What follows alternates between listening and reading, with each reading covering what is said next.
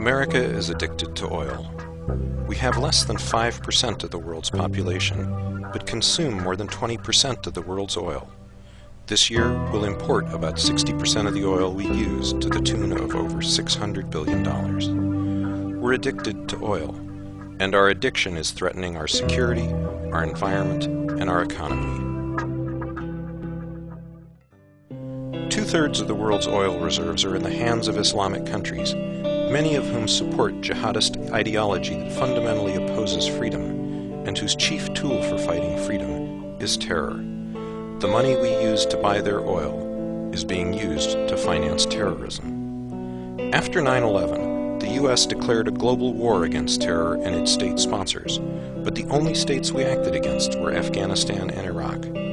Our war on terror fights the symptoms of terror, not the cause of terror. Terrorism originates with state-sponsored radical Islam, and the two biggest sponsors are Iran and Saudi Arabia. It's not a coincidence that they're also two of the largest oil producers in the world. To make matters worse, terrorism also raises the price of oil. Terrorism causes uncertainty, and uncertainty about whether oil supplies will be cut off raises prices. It's a never-ending cycle where high oil prices fund terrorism, and terrorism increases the price of oil. But it's not just about national security. Our addiction to foreign oil also threatens our environment. Oil-based transportation is the #1 cause of air pollution in urban areas.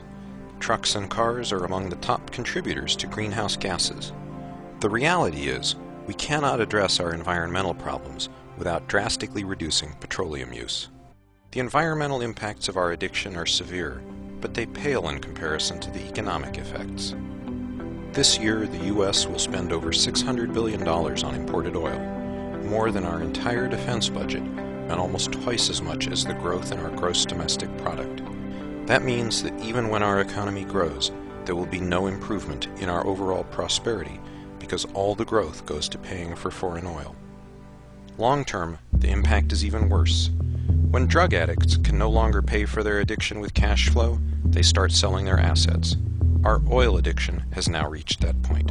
Over the last few months, investment funds controlled by Islamic governments have bought significant shares of some of America's most prestigious corporations.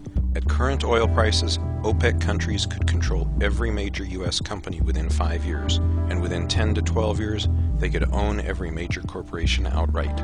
Oil is now so valuable that the Saudi oil reserves are worth more than all of the companies traded on the New York Stock Exchange combined. The economic balance of power is shifting away from the U.S. and into the hands of governments that hate us. What's behind the skyrocketing price of oil? Are we running out of oil? Supply manipulation by OPEC and rising demand from emerging markets all contribute to higher prices. So too does uncertainty about geopolitical events that may impact future supplies.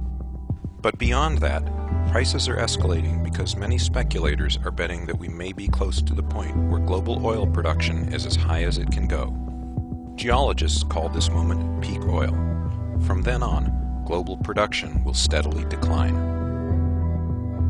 Some estimates indicate we may reach peak oil within the next few years.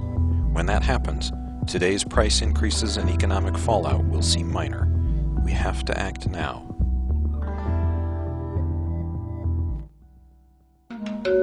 Remember when record players were the only way to listen to music? When film was the only way to take a picture? When nobody wore seatbelts and everybody smoked? Things change. Driven by innovation and necessity, we learn to do things differently and to think differently. That's where we are with energy. Increasingly, there is focus on solar, wind, geothermal, nuclear, and hydrogen as alternative sources of energy. But they're all sources of electric power. And since we don't produce electricity from petroleum, these alternatives, while critical to our future, don't reduce our addiction to foreign oil. It's transportation that's dependent on foreign oil, and that's why the cure to our addiction lies in alternative fuels for our cars and trucks, with gasoline and diesel replacements like ethanol, methanol, DME, butanol, biogasoline, and biodiesel, and with electric cars, whether gasoline hybrids, plug-in hybrids, all-electric, or fuel cell vehicles. The most immediate thing car companies can do is to give consumers a choice in fuels. It costs the automakers only an extra $100 to build a car that can run on alternative fuels like ethanol and methanol. They already have the technology and know-how. Washington should mandate that every new car be a flex fuel car, and they should do it today. Some people think alternative fuel just means ethanol made from corn, but there are many options. Ethanol made from sugarcane produces more energy. Soon, ethanol will also be made from cellulose, algae, and other materials. And methanol can be made from agricultural and food byproducts, timber and paper refuse, coal, natural gas, and even CO2 captured from power plants. Most experts agree that beyond biofuels, the future of transportation is electric. Both GM and Toyota have announced plug-in electric hybrids for model year 2010. And starting next year, the all-electric Tesla Roadster will become available, offering 200 miles per charge. The good thing about electricity is you don't need foreign oil to produce it. What may also be in our future is specialization. Not too long ago, we simply had sport shoes. Now there are different shoes for different sports: running, tennis, basketball, and more. One day it'll be the same for cars. Today we have a family car.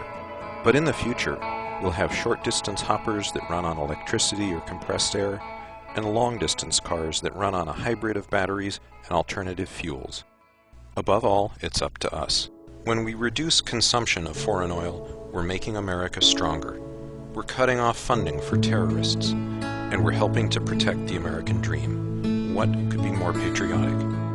The easiest way to get off oil is to start conserving today.